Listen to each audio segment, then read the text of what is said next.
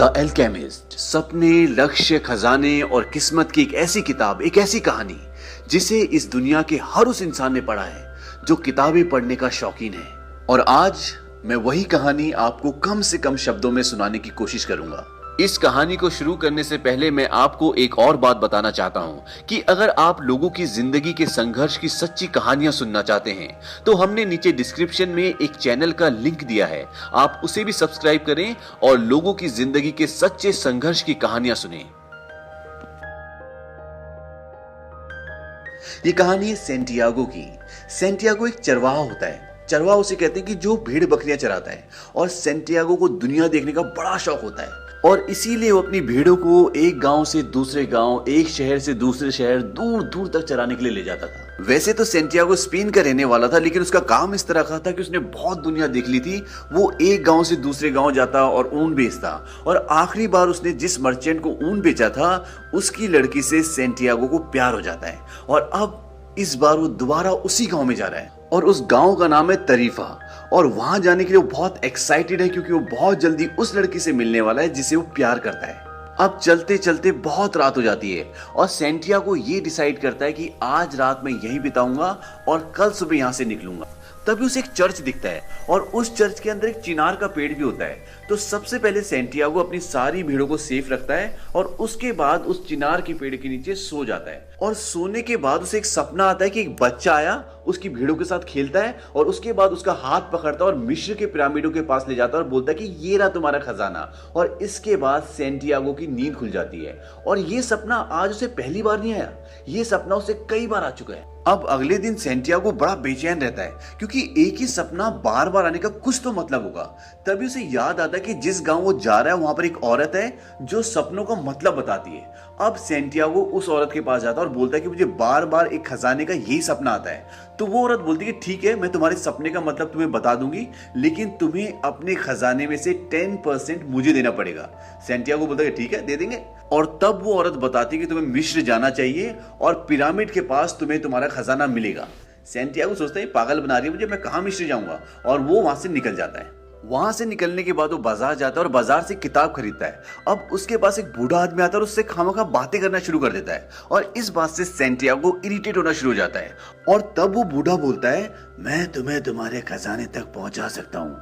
Santiago सोचता है कि जरूर इसको उसी औरत ने भेजा है जिसके पास से मैं अभी अभी आ रहा हूं, यानी कि जो सपनों का मतलब बताती है, क्योंकि उसने मुझसे फीस तो ली नहीं, अब इस आदमी के थ्रू मुझे बेवकूफ बना रही है। तभी वो आदमी बोलता है मेरा नाम मेल्किसेदेक है और मैं सेलेम का किंग हूँ। मुझे घूमने का शौक है और इसीलिए मैं भेष बदल कर घूमता रहता हूँ। और इसके साथ साथ वो उसको ऐसी सी बातें बताता है जो उसने कभी किसी को नहीं बताई होती।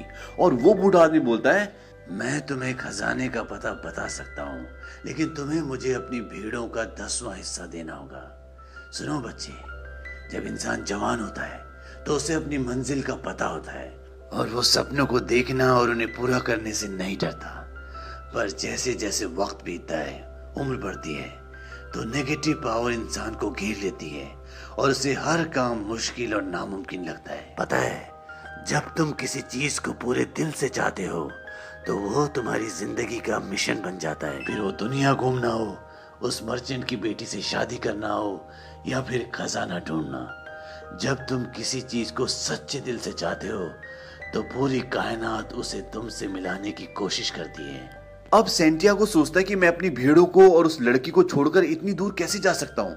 तब वो उस बूढ़े आदमी को बोलता है कि मैं तुम्हें अपनी भेड़ों के बदले उस खजाने में से 10% दे दूंगा। वो बूढ़ा आदमी बोलता है जो चीज तुमने अभी पाई नहीं, उसे देने की अगर तुम पहले ही सोच लोगे तो उसे पाने की डिजायर को पहले ही खत्म कर दोगे। सेंटियागो सोचता है कि मैं अपने माँ बाप को छोड़ के आया और आज वो मेरे बिना रहना सीख गए, तो ये लड़की और ये भेड़े मेरे लिए मेरे माँ बाप से बढ़कर तो नहीं है, तो ये भी रहना सीख जाएंगे और मैं भी इनके बिना रहना सीख जाऊंगा। और अगले दिन सेंटियागो अपनी सारी भेड़ों को बेच देता है, सिर्फ 10% बचाता है जो उसने उस बूढ़े आदमी को देने का वादा किया था। अब सेंटियागो उसे 10% भेड़े दे देता है और वो बूढ़ा आदमी से बोलता है कि तुम्हें मिस्र जाना है पिरामिड के पास और वहां तुम्हें खजाना मिलेगा, लेकिन खजाना ढूंढने के लिए तुम्हें नेचर के सिग्नल्स को समझना पड़ेगा। और वो उसे 2 पत्थर भी देता है। वो कहता है कि नेचर के जो सिग्नल्स हैं उनको समझने के लिए ये पत्थर तुम्हें बहुत काम आएंगे। अब वो बूढ़ा आदमी उसे अफ्रीका के शिप में चढ़ा देता है और यही रास्ता होता है, पहले उसे अफ्रीका जाना है और अफ्रीका के बाद वो मिस्र जाएगा। अब जब वो अफ्रीका के तंजीर शहर में पहुंचता है तो उसका सारा पैसा सब कुछ चोरी हो जाता है और वो सोचता है कि मैंने बहुत बड़ी गलती कर दी यहाँ पर आके, क्योंकि अब मेरा सारा पैसे खत्म हो गए और मेरा अच्छा खासा जो पहले काम था वो भी खत्म हो गया। अब मैं करूं तो क्या करूं, अब मैं जाऊं तो कहां जाऊं, क्योंकि वो अफ्रीका में फंस चुका है। पर तभी उसे उस बूढ़े राजा की बात याद आती है कि अगर तुम किसी चीज को सच्चे दिल से चाहो तो पूरी कायनात तुम्हें उससे मिलाने की साजिश करती है। और वो सोचता है कि ये जगह इतनी बुरी भी नहीं है। अब वो एक पहाड़ी पे जाता है जहां पर एक कांच का सामान बेचने की दुकान होती है। उसका सामान काफी गंदा पड़ा होता है, तो सैंटियागो उसको बोलता है कि मैं तुम्हारा सारा सामान साफ कर देता हूँ, बदले में तुम मुझे खाना खिला देना। वो दुकान का मालिक उसको कोई जवाब नहीं देता। तब सैंटियागो सोचता है कि शायद प्रकृति चाहती कि मैं अपना फैसला खुद करूं और वो उसका सामान साफ करना शुरू कर देता है।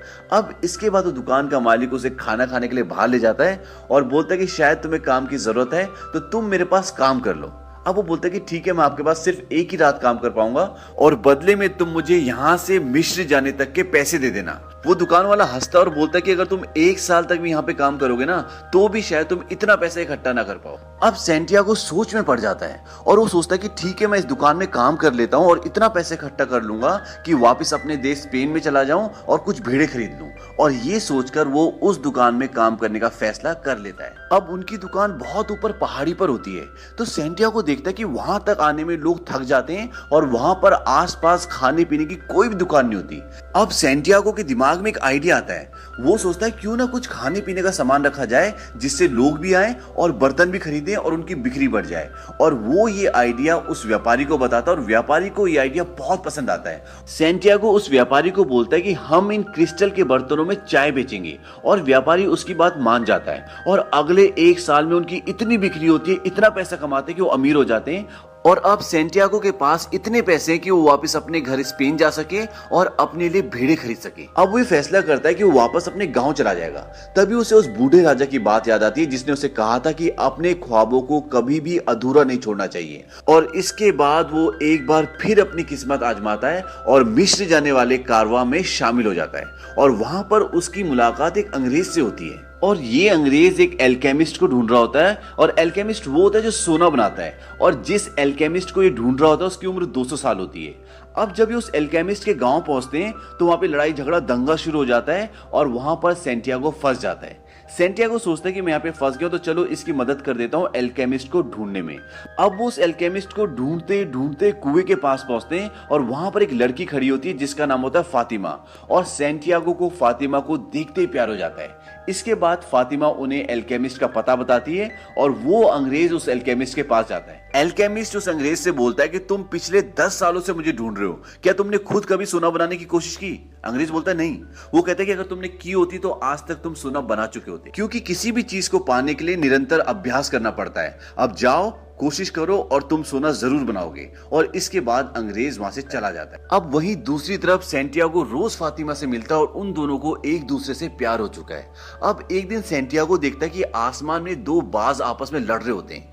तभी सैंटियागो को लगता है कि ये कोई संदेश है और इस गांव पे जरूर कोई दूसरी सेना या दूसरा गांव हमला करने वाला है। और ये बात वो वहां के कबीले के सरदार को बताता है। वो बोलता है कि अगर तुम्हारी बात और तुम्हारा आभास झूठा हुआ तो मैं तुम्हारी गर्दन कटवा दूंगा। अब अगले दिन सच में उस गांव पर एक सेना हमला कर देती है, लेकिन वो सब पहले से तैयार होते हैं तो वो उस लड़ाई को जीत जाते हैं। अब इस बात से वहां का सरदार सैंटियागो पे बहुत खुश होता है और वो उसे 50 सोने की मुद्राएं देता है और बोलता है कि आज से तुम इस गांव के काउंसलर हो। अब वो सोचता है कि क्यों ना मैं इसी गांव में रुक जाऊं, क्योंकि वो फातिमा से बहुत प्यार करता है और अब वो आराम से फातिमा के साथ इस गांव में रह सकता है और उसे अच्छी नौकरी भी मिल गई, उसके पास पैसे भी हैं। और अगले दिन वो सारी बातें फातिमा को बताता है कि मैं सोच रहा हूँ कि मैं यहीं रुक जाऊं। फातिमा बोलती नहीं, मैं तुमसे सच्चा प्यार करती हूँ और मैं तुम्हारा इंतजार करूंगी। तुम जाओ और अपने सपनों को पूरा करो। और वैसे भी मैं वुमेन ऑफ डेजर्ट हूँ। रेगिस्तान में क्या होता है, लोग लंबे लंबे सफर पे जाते हैं और वहां की औरतों को, वहां की लड़कियों को अपने हस्बैंड की और जिनसे वो प्यार करते हैं उनका इंतजार करने की आदत होती है और इसके बाद सेंटियागो वहां से आगे निकल जाता है। और इस बार बूढ़ा एल्केमिस्ट भी सेंटियागो के साथ जाता है क्योंकि वो भी चाहता है कि वो खजाना ढूंढे और अपने सपने को पूरा करे।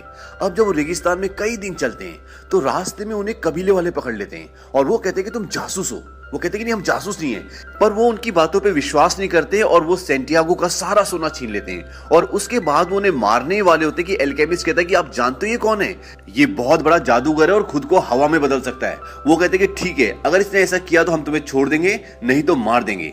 अब सेंटियागो परेशान हो जाता है क्योंकि उसे जादू तो आता ही नहीं। तब वो उस बूढ़े एल्केमिस्ट से अकेले में मिलता है और बोलता है कि तुमने तो मुझे मरवा दिया। वो बूढ़ा एल्केमिस्ट बोलता है कि तुम अपने अंदर से मौत और हार के डर को बाहर निकाल दो और अपना पूरा ध्यान रेगिस्तान और हवा पे लगाओ और तुम ऐसा कर पाओगे। अब सेंटियागो रेगिस्तान में खड़ा होकर पूरा ध्यान लगाता है और सबसे पहले रेगिस्तान से पूछता है, उसके बाद हवा से पूछता है, फिर सूरज से पूछता है और उसके बाद आत्माओं की दुनिया से पूछता है कि क्या मैं ऐसा कर पाऊंगा। तभी सेंटियागो को एक कोड़ा लगता है और वो वहां से गायब होकर दूसरी जगह प्रकट होता है। और ये देखने के बाद वो लोग उन्हें छोड़ देते हैं और अब वो वहां से आगे निकल जाते हैं। और कुछ दिन सफर करने के बाद वो लोग एक सन्यासी के यहाँ पहुंचते हैं। और जब वो सन्यासी के वहां पहुंचते हैं तो वो एल्केमिस्ट जो होता है वो उसके घर में तांबे से सोना बनाता है और उसके 4 टुकड़े करता है। और उन 4 टुकड़ों में से वो एक टुकड़ा सेंटियागो को देता है, एक टुकड़ा अपने पास रखता है और 2 टुकड़े सन्यासी को देता है। और उसे ये बोलता है कि जब सेंटियागो पिरामिड से वापस आ जाएगा तो इन 2 टुकड़ों में से एक टुकड़ा सेंटियागो को दे देना। और उसके बाद वो एल्केमिस्ट वहां से चला जाता है और अब सेंटियागो आगे का सफर तय करता है। और कुछ दिन सफर करने के बाद वो फाइनली पिरामिड्स के पास पहुंच जाता है जहां पर उसका खजाना है। और वहां पहुंचने के बाद वो खुदाई शुरू कर देता है। तभी वहां पर कुछ लुटेरे आ जाते हैं और वो सेंटियागो को पकड़ लेते हैं और उसके पास जो सोने का टुकड़ा होता है वो उससे वो भी छीन लेते हैं। और उन्हें लगता है कि ये जो खुदाई कर रहा है इसे सोने का टुकड़ा यही मिला है। तब उनका जो सरदार होता है वो सेंटियागो को मारने लगता है और बोलता है कि हमें अपना सारा सोना दे दे। अब सेंटियागो उन्हें अपने सपने के बारे में बताता है, बोलता है कि मैं स्पेन का रहने वाला हूं और मुझे बार बार सपना आता था कि मिस्र के पिरामिड्स के पास एक खजाना है और मैं उसी खजाने को ढूंढने के लिए आया हूं। तब उनमें से एक बोलता है, अबे पागल है तो, अबे ऐसा सपना तो मुझे भी आता था कि स्पेन में एक टूटा फूटा चर्च है जिसमें एक चिनार का पेड़ और वहां पर जो भेड़ बकरियां चराते हैं वो रेस्ट करते हैं और उसके नीचे खजाना दबा है। मैं तो नहीं गया। अरे भाई पागल है यार, चलो किसके पल्ले बढ़ गए भाई, चलो आगे निकलते हैं और को भी लूटना है। उनके जाने के बाद सेंटियागो बड़ा खुश होता है क्योंकि अभी इस आदमी ने जो डिस्क्रिप्शन दिया था ये उसी जगह का डिस्क्रिप्शन था जहां पर आखिरी बार वो अपनी भीड़ों के साथ सोया था और उसे वो सपना आया था। और उसे अब समझ में आ जाता है कि उसे सपने में इजिप्ट क्यों दिखा, क्योंकि इजिप्ट का सिंबल चिनार का पेड़ होता है। और अब उसे पता है कि उसी चिनार के पेड़ के नीचे खजाना है। अब वो वहां से वापस अपने देश स्पेन आ जाता है और उसी चर्च में जाता है और जब उस पेड़ के नीचे खुदाई करता है तो वहां पर सच में उसका खजाना होता है और वो खजाना निकाल लेता है। और खजाना निकालने के बाद अपने वादे के मुताबिक वो उस बूढ़ी औरत के पास जाता है जिसको उसने खजाने का 10% देने का वादा किया था, जो सपनों का मतलब बताती थी। और वो उसे उसका हिस्सा देता है और वहां से सीधा वो फातिमा के पास आ जाता है और वो दोनों शादी कर लेते हैं और उसके बाद वो हमेशा खुशी खुशी रहते हैं। तो ये थी कहानी एल्केमिस्ट की। ये बहुत ही फेमस बुक है और इस बुक को हर किसी को जरूर पढ़ना चाहिए। एल्केमिस्ट किताब से जो कुछ चीजें हमें सीखने को मिलती हैं वो इस प्रकार है, जब तुम पूरे दिल से किसी चीज को पाना चाहते हो तभी तुम उस विश्वास के सबसे नजदीक होते हो और वो शक्ति सदैव सकारात्मक होती है। कुछ भी सीखने का एक ही तरीका है और वो है कर्म। जब तुम सचमुच किसी चीज को पाना चाहते हो तो संपूर्ण सृष्टि उसकी प्राप्ति में मदद के लिए तुम्हारे लिए षड्यंत्र रचती है। यानी कि जब तुम सचमुच किसी चीज को पूरे दिल से पाना चाहते हो तो उसके लिए पूरी कायनात आपकी मदद करती है। इस दुनिया में एक ही चीज है जो किसी भी सपने को पूरा होने से रोकती है और वो है असफलता का डर। इंतजार करना कष्टदायक है, भूलना कष्टदायक है, लेकिन ये ना जानना कि इनमें से क्या करे सबसे अधिक कष्ट पहुंचाने वाला है। जीवन में जो साधारण चीजें होती हैं वही सबसे असाधारण होती हैं और केवल बुद्धिमान लोग ही इन्हें देख सकते हैं। हर किसी को स्पष्ट है कि और लोगों को अपना जीवन कैसे जीना चाहिए, पर उन्हें अपने बारे में कुछ भी नहीं पता होता। एक बच्चा अपने से बड़ों को 3 चीजें आराम से सिखा सकता है, बिना किसी कारण के खुश होना, हमेशा कुछ करने में व्यस्त होना और ये जानना कि जो वो चाहता है उसे पूरी ताकत के साथ कैसे मांगा जाए। दुनिया में कोई भी चीज कभी भी पूरी तरह से गलत नहीं होती, यहां तक कि रुकी हुई घड़ी भी दिन में 2 बार सही होती है। तुम वो हो जो तुम होने का यकीन करते हो। दुनिया का सबसे बड़ा झूठ क्या है? दुनिया का सबसे बड़ा झूठ ये है कि हमारे जीवन में एक समय ऐसा आता है जब हमारे साथ हो रही चीजों पर हम नियंत्रण खो देते हैं और हमारा पूरा जीवन भाग्य द्वारा नियंत्रित होने लगता है। मैंने जिंदगी में बहुत कुछ मिस किया और वो सिर्फ इसलिए क्योंकि मैं मिस करने से डरता था। जिंदगी में हर एक चीज बस एक ही बार होती है, वो फिर कभी नहीं हो सकती, लेकिन हर वो चीज जो 2 बार होती है वो निश्चित रूप से तीसरी बार भी होगी। बुद्धिमान सिर्फ इसलिए बुद्धिमान है क्योंकि वो प्रेम करते हैं। मूर्ख सिर्फ इसलिए मूर्ख है क्योंकि वो सोचते हैं कि वो प्रेम को समझ सकते हैं।